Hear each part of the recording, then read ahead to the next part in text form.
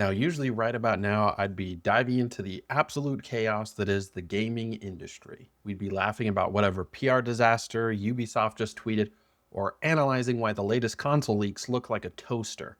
Or maybe I'd be ranting about microtransactions for the thousandth time. That is the grind. That is what we do here. We talk news, we talk updates, and we try to find the humor in an industry that takes itself way too seriously. But today's going to be a little different. If you look at the timestamp on this video, you'll see this is a long one, and there's no subscribe animation popping up right now, no flashy transitions. I need to take off the news guy hat. I need to stop being the commentator and just be Kyler. I want to talk to you about why I'm actually here, not here on YouTube, but here on Earth. We joke a lot about escapism. We put hundreds of hours into RPGs, we grind ranked matches, we get lost in lore videos. For most people, that's just a hobby. But I want to tell you a story about a time in my life when picking up a controller wasn't about having fun, it was about survival.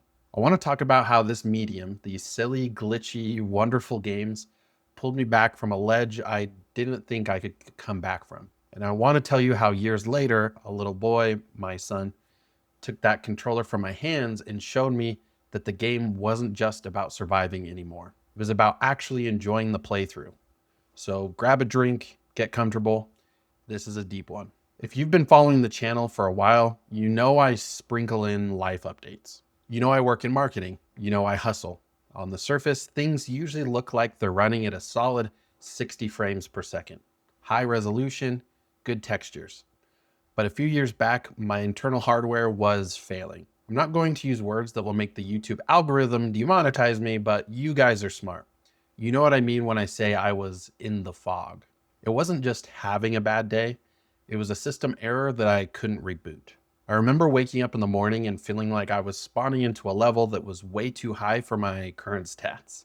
Every task, brushing my teeth, going to work, smiling at people, felt like a quick time event I was failing over and over again. I felt like an NPC in my own life. You know those NPCs in Cyberpunk or The Witcher that just sort of walk into walls and repeat the same line of dialogue? I'm fine, I'm good, just tired.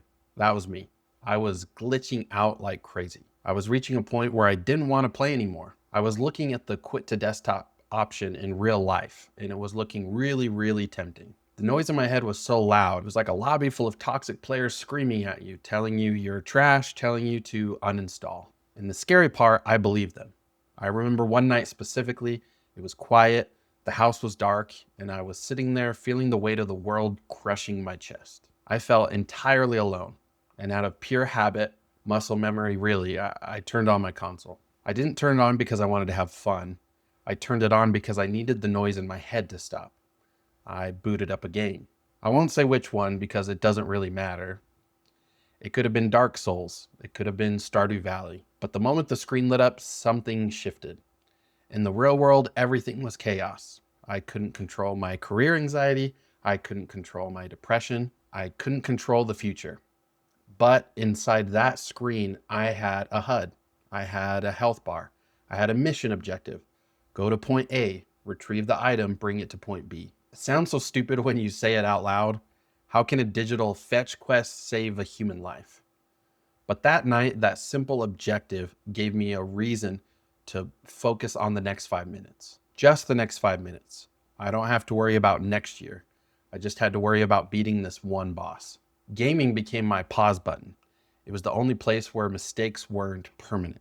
If I messed up, if I fell off a cliff, if I got destroyed by an enemy, I could always just respawn. I could try again. And subconsciously, that rewired something in my brain. It taught me that failure wasn't the end. It was just part of the loop. I started diving deep into lore. I started analyzing mechanics.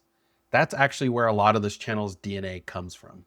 I realized that if I could dissect a game's economy or critique a developer's patch notes, my brain was working.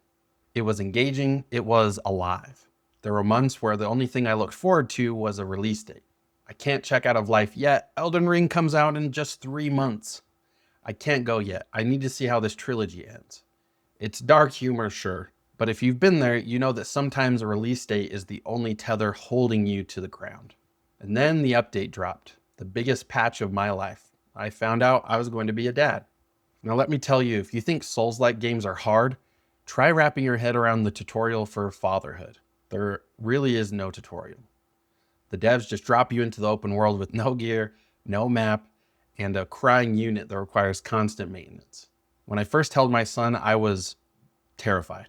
I was still battling those demons. I still had days where the fog rolled in, and I looked at this tiny little human and thought, how am I going to do this? I can barely manage my own inventory. How am I supposed to manage his? I was scared that my glitches would transfer over to him. I was scared I wasn't the hero he needed. I thought maybe I was just the side character who dies in the first act to give the protagonist a tragic backstory. But then he started growing up.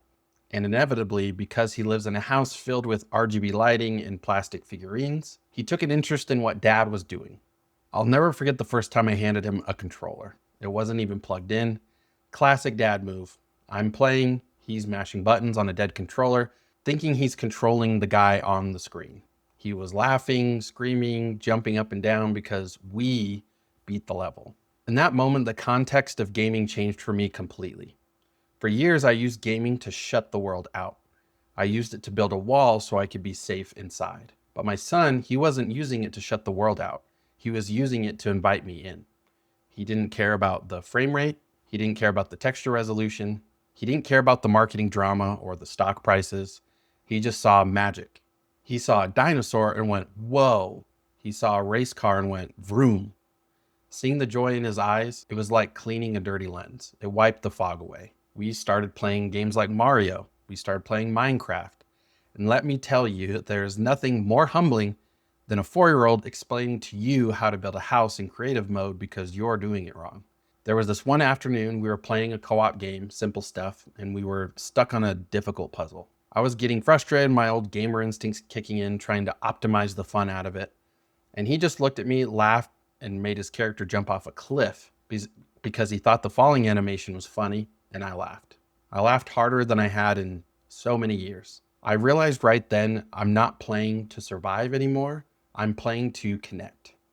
This boy, my son, he saved me in ways the games never could. The games kept me alive, sure. They were the life support, but he was the one who woke me up. He taught me that it's okay to lose, it's okay to be silly, and it's okay to just exist in the world and enjoy the colors. But why am I telling you this? Why are we spending so much time on Kyler's therapy session instead of talking about maybe the Switch 2 or the latest GTA 6 rumors? Because I think it's important to remember why we love this stuff. We get so caught up in the news cycles. I'm guilty of it.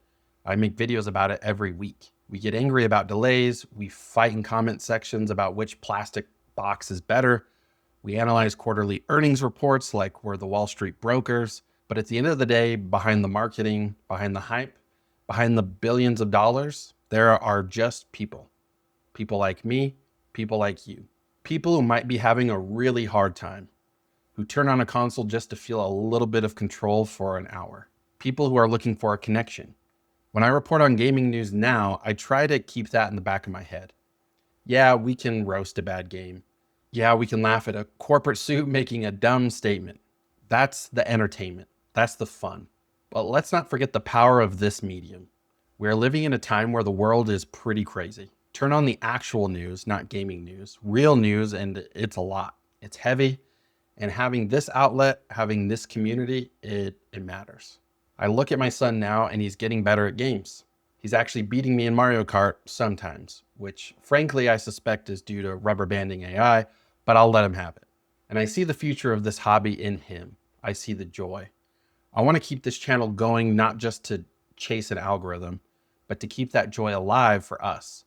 I want to be the guy who tells you the news, makes you laugh, and maybe makes you feel a little less alone for 10 minutes a day. So if you're watching this and you are where I was, if you are in that fog, if you feel like your save file is corrupted and you just want to power down, please don't. I know it sounds like a cliche from a YouTuber, but please don't. Stick around for the next level. Stick around for the next update because you don't know what's coming. You don't know if your player 2 is waiting in the next lobby. You don't know if the best part of your playthrough is still unwritten. I was ready to quit, and if I had, I would have missed the best moments of my entire life. I would have missed the sound of my son laughing because he made a pig fly in Minecraft. Gaming saved my life, but living is what made the game worth playing. We're going to be back to the regular scheduled programming next video. We'll be yelling about frame rates and roasting bad marketing campaigns, but I wanted to share this with you because we're a community, and I appreciate every single one of you who clicks on these videos. Take care of yourselves, check in on your friends, and remember, no matter how low the health bar gets, as long as you're still playing, you can always turn it around. I love you guys. I'm Cyler, and I'll see you in the next one.